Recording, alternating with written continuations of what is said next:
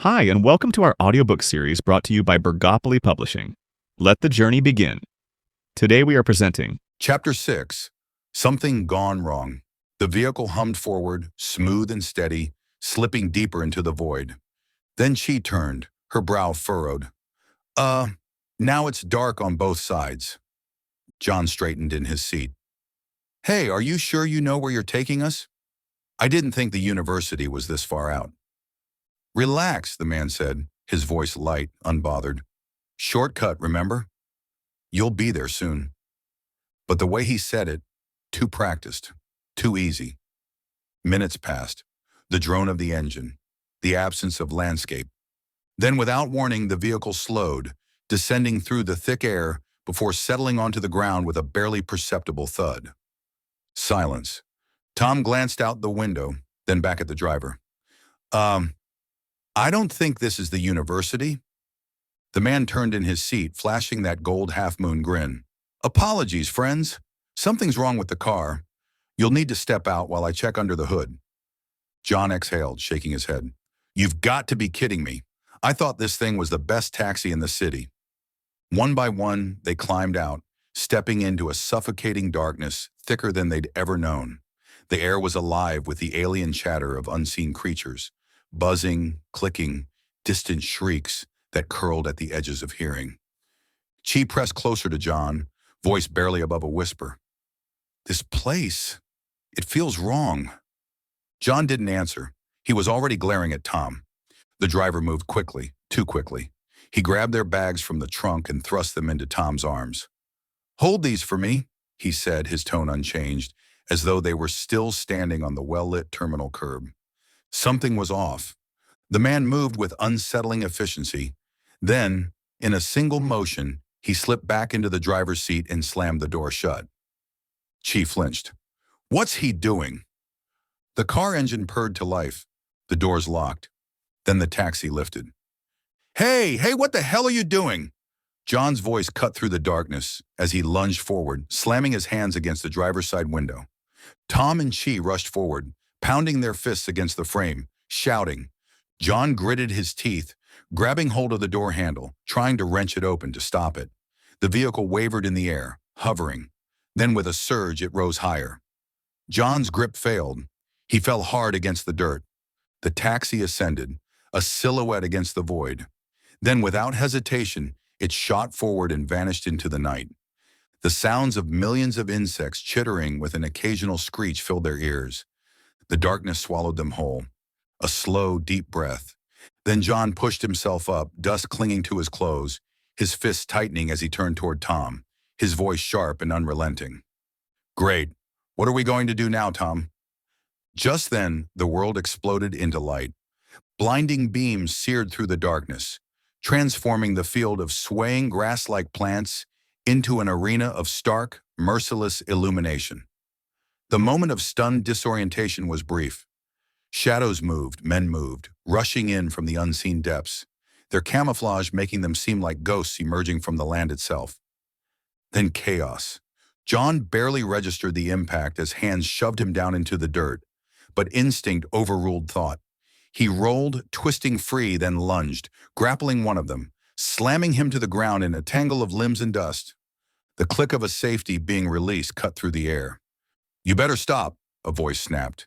Cold, calculated, a blaster was leveled at Chi's head, its dull barrel gleaming in the artificial glow. Or I'll blast your pretty little girlfriend here. John froze. His pulse thundered, but his body was stone. Slowly, he released his grip on the man beneath him and rolled away, his breath shallow. Now get up, another voice growled, and do this nicely. John rose, fists clenched, and walked to where Tom and Chi were already on their knees. Hands behind your back, one of the men barked, pressing a blaster against Tom's head. Two more figures emerged from the shifting light, looping rough cords around their wrists, binding them with practiced efficiency.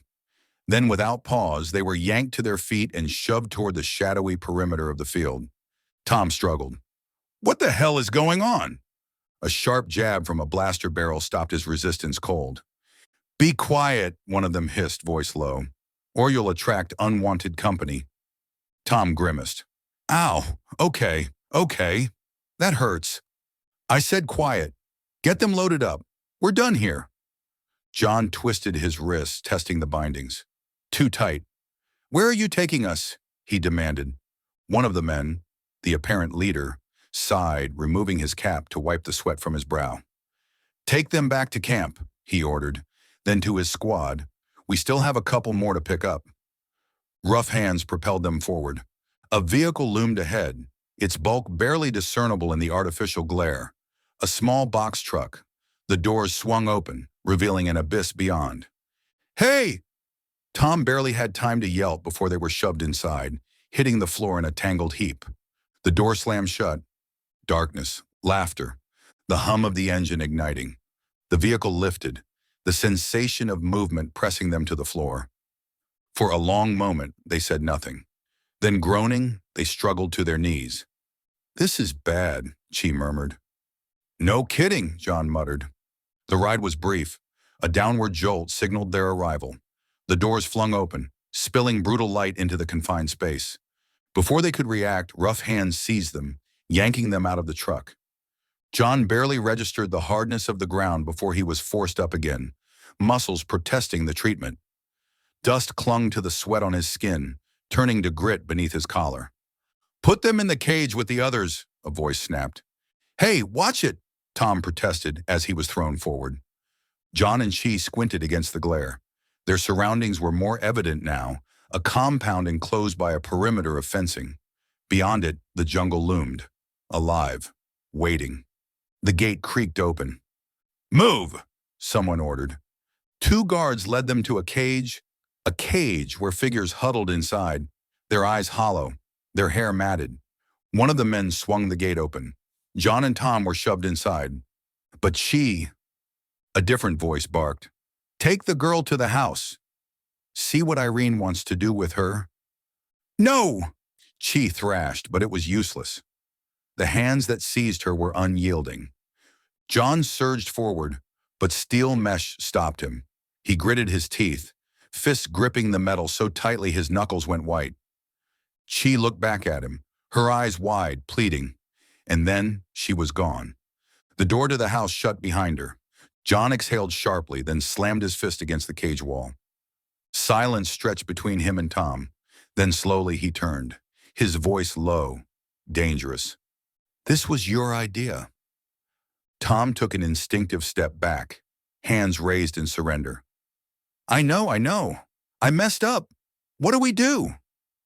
John's jaw clenched. I don't know, Tom. What do you think we should do? Hold on, a new voice cut in. Someone inside the cage. Save the fight for later.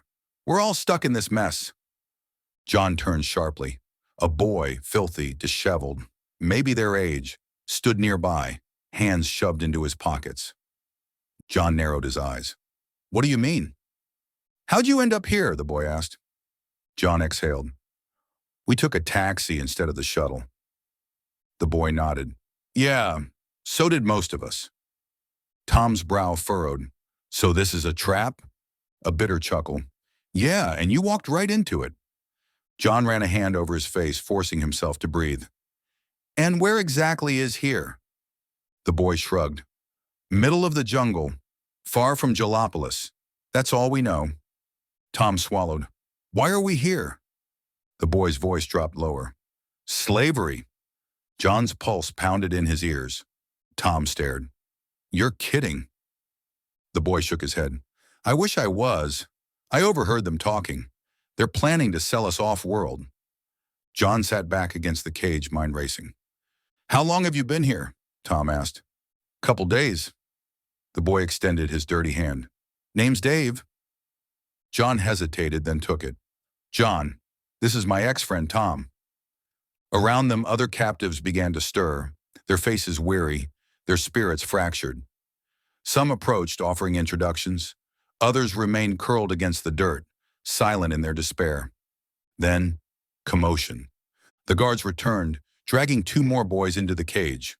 One of the men lifted his blaster, scanning the group with cold amusement. I suggest you all find a place to sleep, he said. Lights go off soon. John met his gaze. Where do we sleep? The man smirked and gestured downward. Pick your favorite spot. The gate slammed shut. Tom exhaled, moving to an empty patch of ground. Man, this is a nightmare. John sat down hard beside him. That's the last time I listened to you. Yeah, Tom muttered. Can't blame you. The compound sank into darkness. For a long time, neither of them spoke. Then from the shadows, Tom's voice, barely a whisper. Now I get why you guys never take me on your adventures. John didn't even look at him. Yeah, he said coldly. Now you know.